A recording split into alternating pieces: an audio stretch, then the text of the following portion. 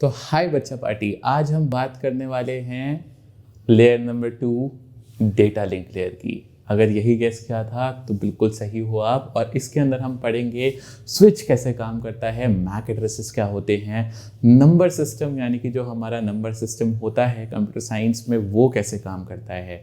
तो इस वीडियो को हम बेसिकली कवर करने वाले हैं। इस वीडियो में हम बेसिकली कवर करने वाले हैं नंबर सिस्टम, स्विच क्या होते हैं, मैक एड्रेसेस कैसे काम करते हैं और किस तरीके से ये आपके कंप्यूटर के अंदर एक आइडेंटिटी का काम करते हैं, एक आधार कार्ड का काम करते हैं। तो इसके बारे में आज पढ़ेंगे और इसके बारे में पूरी अंडरस्टैंडिंग लेंगे। तो चैनल को ज़रूर से सब्सक्राइब करना, लाइक करना, शेयर करना, कमेंट करना कौन सा पार्ट आप पढ़ना चाहते हो। वीडियोस हर चीज़ की आने वाली हैं, पूरा साइबर सिक्योरिटी कवर करने वाले हैं। 100 से ज़्यादा वीडियोस इस पूरे साइबर सिक्योरिटी के हिंदी सीरीज़ में होने वाली हैं। 10-12 वीडियोस कंप्यूटर नेटवर्किंग पे, फिर लिनक्स पे, फिर साइबर सिक्योरिटी के अंदर बग हंटिंग से लेकर पेन टेस्टिंग तक हर चीज़ को हम हिंदी में कवर करने वाले हैं, जैसा आज तक नहीं हुआ है यूट्यूब की हिस्ट्री में। तो बात करते हैं अगली लेयर की, लेयर नंबर 2, जिसको हम बोलते हैं डेटा लिंक लेयर। अब ये जो डेटा लिंक लेयर है, डेटा लिंक लेयर का जो मेन काम है ये है आधार कार्ड बोले तो मैक एड्रेस प्रोवाइड कराना। अब भाई मैक एड्रेस क्या होता है? MAC address, machine address code.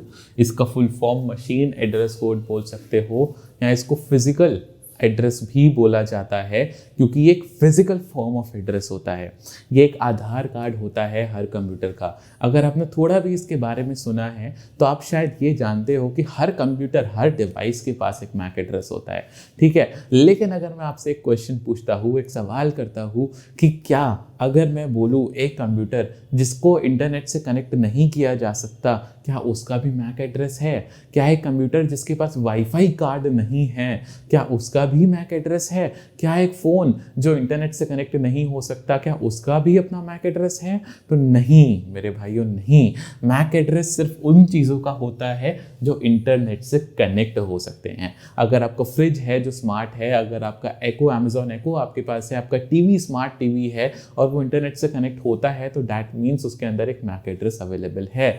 तो अगर हम बात करें एक ऐसे डिवाइस की जिसके अंदर वाईफाई सपोर्ट नहीं है, जिसके अंदर ईथरनेट सपोर्ट नहीं है, वहाँ पर मैक एड्रेसेस नहीं होते, क्योंकि ये एड्रेस एक ऐसा एड्रेस है, एक ऐसी चीज़ है जो प्रोवाइड करी जाती है NIC कार्ड को। एक NIC कार्ड यानी कि नेटवर्क इंटरफेस कार्ड। आपने शायद सुना होगा लोग वाईफाई का अडाप्टर खरीदते हैं। ऐसे डेस्कटॉप में जब वाईफाई लगवाना है, मदरबोर्ड आप लेते हो तो आप अलग से उसके लिए एक वाईफाई अडाप्टर खरीदते हो। कई बार आपका वाईफाई सही नहीं चल रहा होता और एक अलग से एक वाईफाई आता है जिसमें एक USB डोंगल होता है जो कनेक्ट हो जाता है आपके USB के साथ, आपके USB पोर्ट के अंदर, और आपको एक वाईफाई आने लग जाता है आपके विंडोज़ में साइड में।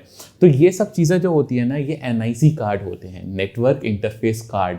और इन नेटवर्क इंटरफेस कार्ड्स के थ्रू, इन्हीं की वजह से हमें वाईफाई देखने को यानी कि यूज़ करने को मिलता है। तो जहाँ भी वाईफाई है वहाँ पे मैक एड्रेस की अवेलेबिलिटी है, जहाँ पे नहीं है वहाँ मैक एड्रेसेस नहीं होते। तो यहाँ पर मैक एड्रेसेस और इनके बारे में, NIC कार्ड के बारे में बात करेंगे। तो मैक एड्रेस क्या करता है? एक तरीके से एक डिवाइस को उसकी आइडेंटिटी प्रोवाइड करता है। एक नॉर्मल मैक एड्रेस का अगर मैं फॉर्मेट बताऊँ तो कुछ इस तरीके का होता है: 12:34:56:57:8:90:AB, ठीक है।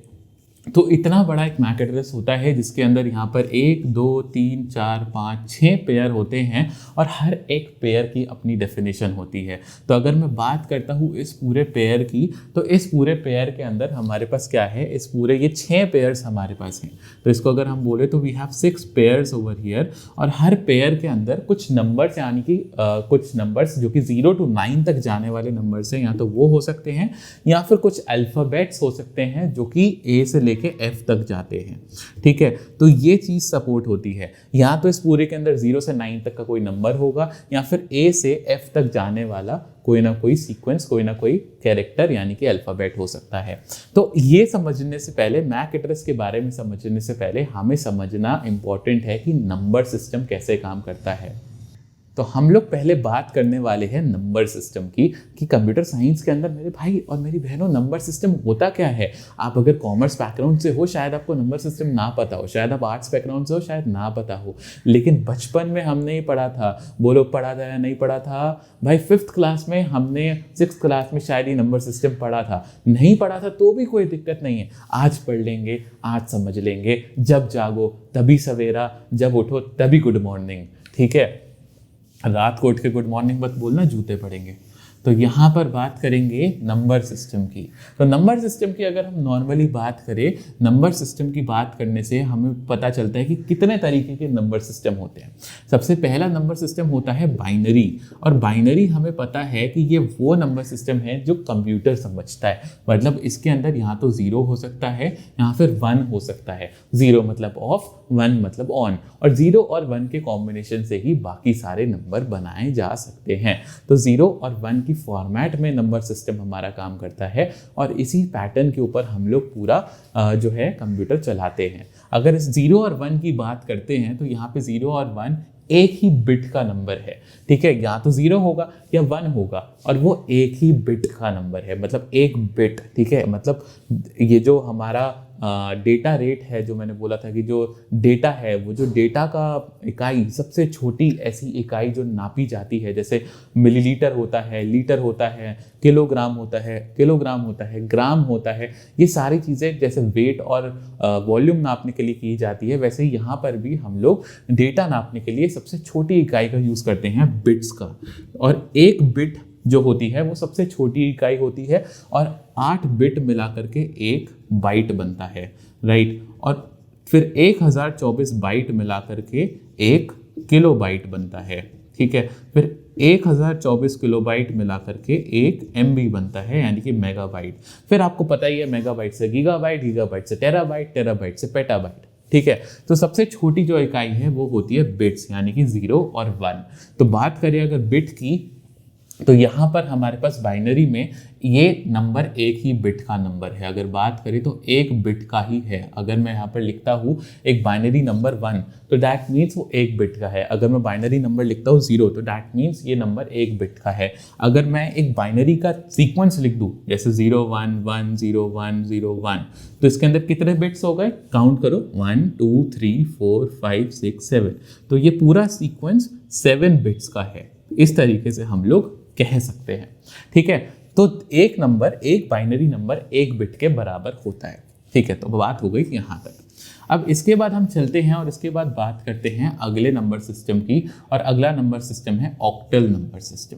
ऑक्टल नंबर सिस्टम का मतलब है कि ये 0 से लेकर 7 तक जा सकता है। ओवरऑल 8 डिजिट्स हैं इसके अंदर। यहाँ पर क्या थी? यहाँ पर सिर्फ 2 ही डिजिट्स थी, 0 और 1, और यहाँ पर कितना है? यहाँ पर हमारे पास है 8 डिजिट्स, ठीक है, यानी कि 0 से लेकर 7 तक। अब ये कितने बिट का हुआ, इसका साइज निकालते हैं, ठीक है। तो इसको बाइनरी में कन्वर्ट करना पड़ेगा। बाइनरी कन्वर्जन अगर नहीं आता आपको, बाइनरी कन्वर्जन कैसे करते हैं, तो बाइनरी कन्वर्जन के लिए एक अलग से हम लोग एक वीडियो का रेफरेंस मैं नीचे आपको कमेंट्स में दे दूंगा। आप उस वीडियो को जाकर के देख लेना, आपको बाइनरी कन्वर्जन समझ में आ जाएगा। एक बार आप बाइनरी कन्वर्जन समझ जाओ कि बाइनरी से डेसिमल, बाइनरी से ऑक्टल कैसे कन्वर्ट करते हैं, तो फिर आगे की चीज़ें भी आप समझ जाओगे, ठीक है। तो यहाँ पर हम बात करते हैं इसकी। तो ऑक्टल नंबर सिस्टम जो है 8 डिजिट्स के अंदर काम करता है, और इसको हमें बाइनरी में कन्वर्ट करके समझना पड़ेगा। तो ऑक्टल के अंदर देखो, अगर मेरे को 0 लिखना है, यहाँ पे हम बाइनरी लिखेंगे, ठीक है, और यहाँ पे हम ऑक्टल लिखेंगे। अब अगर मेरे को लिखना है तो बाइनरी मान लेते हैं कि मेरा बाइनरी कितना है, मेरा बाइनरी है अभी 0, तो ऑक्टल में भी वो 0 ही रहेगा, ठीक है। अगर अब मेरे को बाइनरी के अंदर लिखना है 1, तो ऑक्टल में भी वो 1 रहेगा। अब मुझे ऑक्टल में 2 लिखना है, ठीक है, मेरे को 2 लिखना है, तो मैं बाइनरी कैसे लिखूँ? क्योंकि देखो बाइनरी में तो 2 ही चीज़ें हो सकती थी, 0 और 1, और 2 ही कॉम्बिनेशन पॉसिबल थे। हमने दोनों कॉम्बिनेशन खत्म कर दिए। अब मेरे को क्या करना है कि मेरे को अगला नंबर लिखना है, ठीक है, मेरे को 2 बनाना है। तो 2 बनाने के लिए मैं क्या करूँगा कि मैं इस प्लेस से, जैसे एक ये प्लेस थी, एक ये प्लेस थी, मैं इस प्लेस पे 1 को यहाँ पे बोरो कर लूँगा, यहाँ पे ले लूँगा। तो यहाँ पर मैं 0 लगा सकता हूँ, और ये मेरा नया कैरेक्टर बन गया 2, ठीक है। और ये अगर मैं करूँगा तो जनरल फॉर्म रखने के लिए मेरे को यहाँ पर भी 0 0 बनाना पड़ेगा, क्योंकि 2 डिजिट की बात कर रहा हूँ। देखो सिंगल डिजिट में कॉम्बिनेशन बनाऊंगा तो 2 ही कॉम्बिनेशन अवेलेबल थे, या तो 0 या 1। अगर 2 डिजिट का कॉम्बिनेशन बनाऊंगा तो 0 0 0 1 1 0 1 1 4 कॉम्बिनेशन पॉसिबल है। अगर 3 डिजिट का बनाऊंगा तो 8 कॉम्बिनेशन पॉसिबल है। 4 डिजिट का बनाऊंगा तो 16 कॉम्बिनेशन पॉसिबल है। इस तरीके से हम लोग आगे बढ़ते जाएंगे, ठीक है। तो यहाँ पे मैंने 2 डिजिट बना दिए क्योंकि मेरे को नंबर 2 लिखना था और मेरे कॉम्बिनेशंस खत्म हो चुके थे। अब इसके बाद एक कॉम्बिनेशन आता है 1 1 जो कि बनाता है 3। तो 3 तक जाने के लिए मेरे को 2 बाइनरी डिजिट्स का यूज हो रहा है, लेकिन अभी मेरे कॉम्बिनेशन फिर से खत्म हो चुके हैं, ठीक है। तो मेरे को फिर से एक कॉम्बिनेशन बनाने के लिए एक बार और 1 बोरो करना पड़ेगा, फिर यहाँ 0 लिखूंगा और यहाँ सारे 0 लग जाएंगे, ठीक है। तो इससे मेरा क्या बनेगा, ये वाला जो नंबर है ये बनेगा 4। अब मेरे को 5 भी लिखना है, 6 भी लिखना है, 7 तक लिखना है। ये 3 नंबर और लिखने हैं क्योंकि ऑक्टल का लिमिट 0 से 7 तक है। तो 5 को अगर मैं लिखूंगा तो मेरा 5 कुछ इस तरीके का नंबर बन जाएगा 1 0 1। 6 का लिखेंगे तो 1 1 0 और 7 लिखेंगे तो 1 1 1। तो यहाँ पर अगर आप ध्यान से देखो कि 3 बाइनरी डिजिट्स का यूज करके मैं सारे के सारे ऑक्टल नंबर्स को लिख पा रहा हूँ। इसी तरीके से निकाला जाता है उसका साइज, ठीक है। तो यहाँ पे आप देखोगे कि बाइनरी में मैंने 3 डिजिट लिखे हैं और उन 3 डिजिट से मैं यहाँ पे एक डिजिट का 7 बना पा रहा हूँ। तो मेरे को 0 से 7 तक जाना था और यहाँ कितने डिजिट्स का यूज हो रहा है, 1 2 3, यानी कि इसका साइज होता है 3 बिट्स, ठीक है। मतलब अगर मेरे को कोई भी नंबर लिखना है जो ऑक्टल नंबर सिस्टम में हो, उस एक नंबर का साइज होगा 3 बिट, ठीक है। 3 बिट का एक नंबर। वहां पे क्या हो रहा था, वहां पे 1 बिट का एक नंबर। यहाँ पे क्या हो रहा है, क्योंकि हमें 3 तक जाना पड़ रहा है इसलिए 3 बिट का एक नंबर। 3 डिजिट्स का तक क्यों जाना पड़ रहा है, इसका रीज़न बहुत सिंपल, हमने अभी जाना कि जैसे जैसे हम नंबर आगे बढ़ाते रहते हैं हमारे कॉम्बिनेशंस खत्म होते रहते हैं। सिंगल डिजिट में कॉम्बिनेशन खाली 0 और 1 रहता है, 2 डिजिट में कॉम्बिनेशन हमारे पास हो जाता है 0 0 0 1 1 0 और 1 1, और 3 डिजिट में कॉम्बिनेशन इस तरीके के आ जाते हैं। अब 3 डिजिट के कॉम्बिनेशन भी यहाँ पे एंड हो चुके हैं। अगर मेरे को और आगे जाना है तो उसके लिए मेरे को और ज़्यादा बढ़ाना पड़ेगा, ठीक है। तो ये चीज़ है, तो ये होता है हमारा बाइनरी टू ऑक्टल, ठीक है। अब बात करते हैं अगले नंबर सिस्टम की। अगला नंबर सिस्टम होता है हमारा डेसिमल नंबर सिस्टम। तो ये जो डेसिमल नंबर सिस्टम है, डेसिमल नंबर सिस्टम वो है जो हम नॉर्मल मैथ्स में यूज़ करते हैं, जो 0 से लेकर 9 तक जाता है, ठीक है। और इसके बारे में अगर बात करें, अगर आप इसका सेम ग्राफ आगे बढ़ाते जाओगे, अगर आप इसको सेम वो जो हमने 8 तक लिया था 1 1 1, ये हमारा 8 आ रहा था, राइट, सॉरी 7 आ रहा था। अब अगर मेरे को यहाँ पे 8 लिखना है तो 8 लिखने के लिए मेरे को एक और 1 लेना पड़ेगा, राइट, क्योंकि मेरे को 9 तक लेकर जाना है, और फिर एक 0 यहाँ लगाना पड़ेगा जनरल बनाने के लिए। तो अब 4 का हो गया, ठीक है, 8, और जो 9 बनेगा वो बनेगा ये, ठीक है। तो जैसे ही मैं ये बनाऊंगा तो ये मेरा 4 बिट्स में आ रहा है, ठीक है, ये मेरा 4 बिट्स में आ रहा है और इसके अंदर होती है 10 डिजिट्स ओवरऑल, ठीक है। मतलब 0 से 9 तक जो हम मैथ्स करते हैं ये हमारी डेसिमल नंबर सिस्टम है। 9 तक मतलब लिमिट क्या है जाने का, ये है क्योंकि हम जो नॉर्मल मैथ करते हैं उसमें हम 0 से शुरुआत करते हैं, काउंटिंग 1 2 3 4 5 6 7 8 9 तक जाती है और फिर नंबर रिपीट होता है। अगर आप ध्यान से देख रहे हो तो नंबर रिपीट होता है, ये देखो यहाँ पर 1 0 बन जाता है यानी कि 10, ठीक है। मतलब ये वाला नंबर इसके साथ कंबाइन हो रहा है, फिर ये वाला नंबर खुद के साथ कंबाइन हो रहा है, फिर ये नंबर खुद के साथ इसके साथ कंबाइन हो रहा है अगले वाले के साथ, फिर ये 1 3 के साथ हो रहा है, फिर यही 1 4 के साथ हो रहा है। तो इस तरीके से कॉम्बिनेशंस बढ़ते जा रहे हैं। जब आप 20 पे पहुंचते हो तो फिर ये नंबर इसके साथ कंबाइन होना शुरू हो जाता है, और फिर ये नंबर ये वाला नंबर 2 जो है 1 के साथ कंबाइन होता है, फिर 2 3 के साथ, फिर 2 4 के साथ, 2 5 के साथ, 2 6 के साथ, इस तरीके से हम बढ़ाते हैं। तो ये हमारा नॉर्मल मैथ्स है।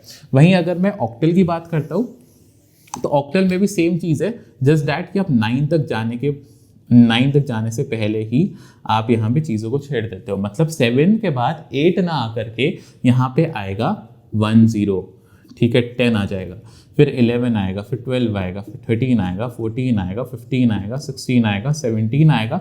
8 पे आप नहीं जा सकते, आपके पास 8 और 9 का एक्सेस ही नहीं है, इसलिए अब यहाँ पे फिर से शुरुआत हो जाएगी 20 की, 21 22 23। तो ये जो नंबर सिस्टम है ये ऑक्टल है, ठीक है। और ये जो डेसिमल हमने बताया वो हमारा नॉर्मल मैथमेटिक्स है। तो इस तरीके से नंबर सिस्टम्स का यूज किया जाता है, ठीक है। अगला वाला जो नंबर सिस्टम आता है वो होता है हेक्साडेसिमल।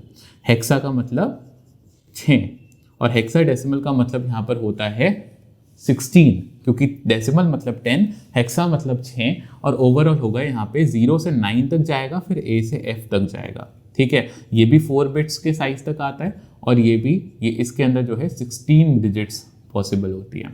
16 डिजिट्स का मतलब कि 0 से लेकर 9 तक तो नॉर्मल है, फिर 10 को हम A कहते हैं, 11 को हम लोग B कहते हैं, 12 को हम लोग C कहते हैं, 13 को हम लोग D कहते हैं, 14 को हम लोग E कहते हैं, और 15 को हम लोग F कहते हैं। राइट, तो ये हमारी चीज़ पॉसिबल होती है यहाँ पर इस तरीके से। तो हेक्साडेसिमल नंबर सिस्टम जो कि 4 बिट का एक नंबर होता है, 16 डिजिट्स का होता है, यानी कि 0 से 9 तक तो काउंटिंग जाएगी ही जाएगी, लेकिन उसके बाद जब 10 आएगा तो 10 को मैं A बोलूँगा, 11 को मैं B बोलूँगा, 12 को मैं C, 13 को D, 14 को E और 15 को F बोलूँगा। ठीक है, तो ये नंबर सिस्टम है हमारा हेक्साडेसिमल का। तो हेक्साडेसिमल भी 4 बिट्स के होते हैं। मतलब आप देख रहे हो कि मेरे को 15 अगर लिखना है तो मैं यहाँ पे सिर्फ F लिख सकता हूँ। ठीक है, तो ये इसलिए हम लोग यूज़ करते हैं हेक्साडेसिमल नॉर्मली कंप्यूटर साइंस में, क्योंकि अगर मेरे को 15 लिखना है, अगर मेरे को नंबर 15 लिखना है, तो इस नंबर 15 को, मान लो ये मेरे डेसिमल में लिखा हुआ नंबर है 15।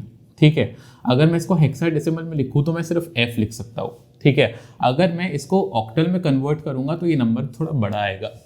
ठीक है, क्योंकि आपने देखा कि ये नंबर ऑक्टल जो है 8 नहीं आता उसके अंदर, तो ये नंबर थोड़ा बड़ा आएगा, 15 से बड़ा आएगा। हाँ, तो अगर मैं इसी नंबर को बाइनरी में लिखने की कोशिश करूंगा तो ये नंबर बन जाएगा 1111।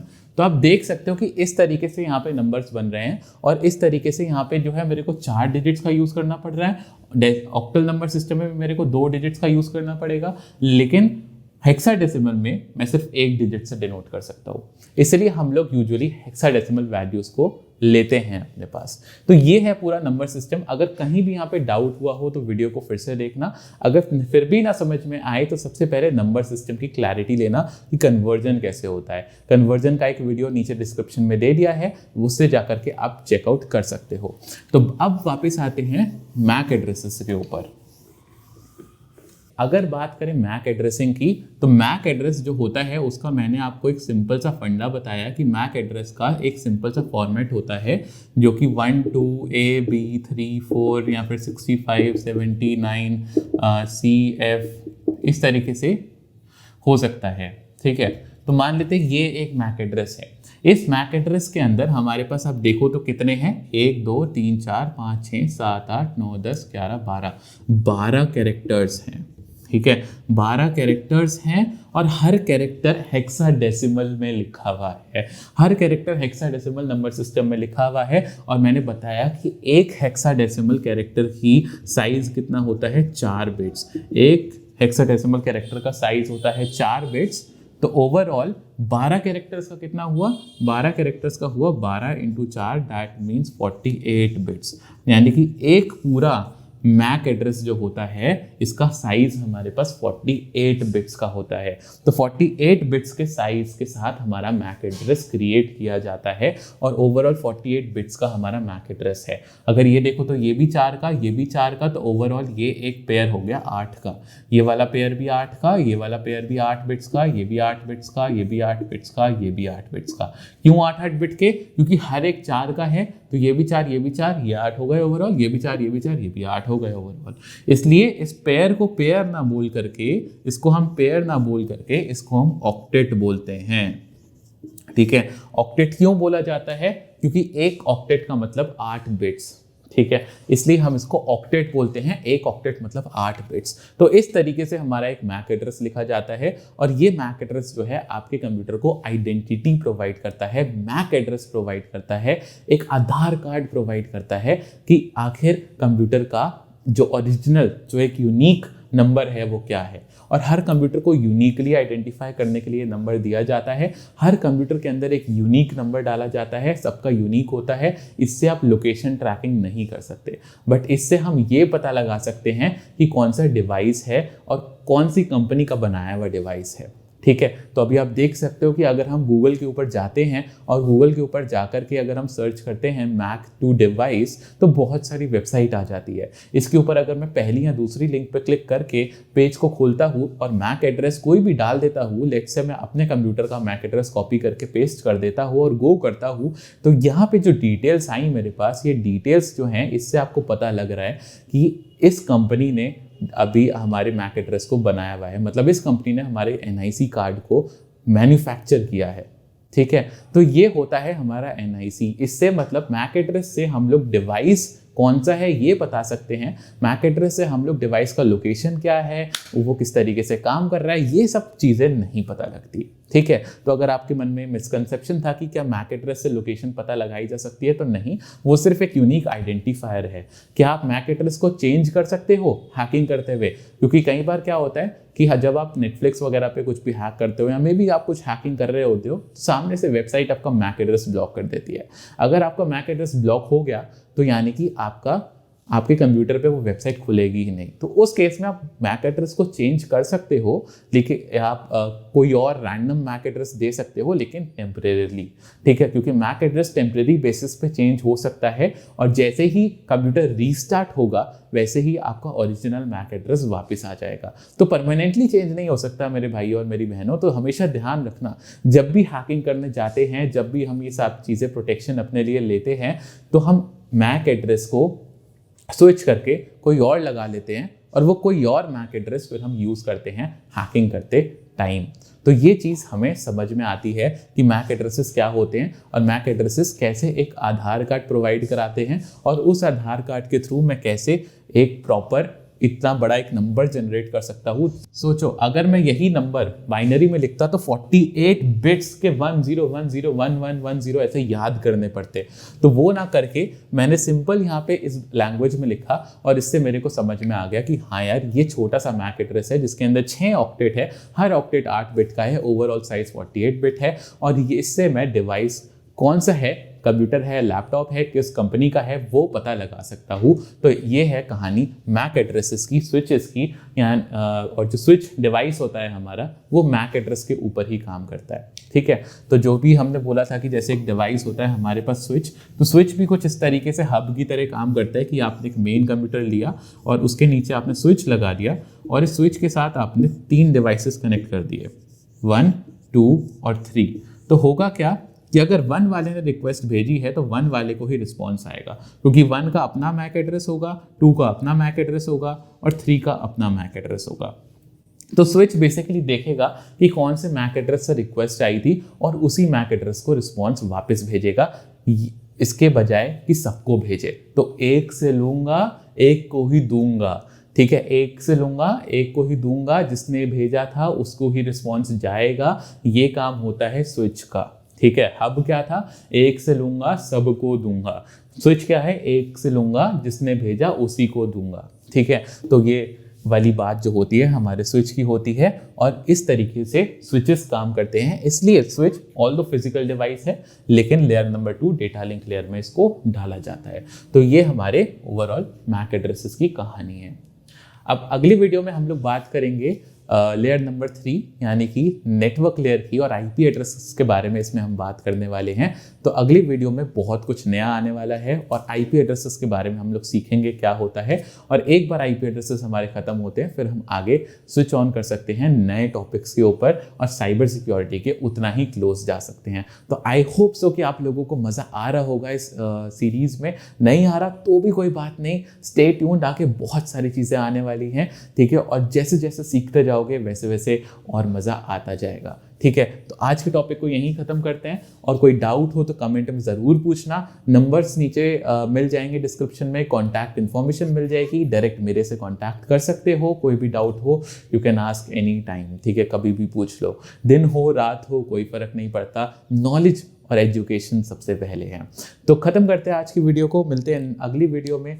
तो तब तक के लिए टेक केयर एंड जय हिंद।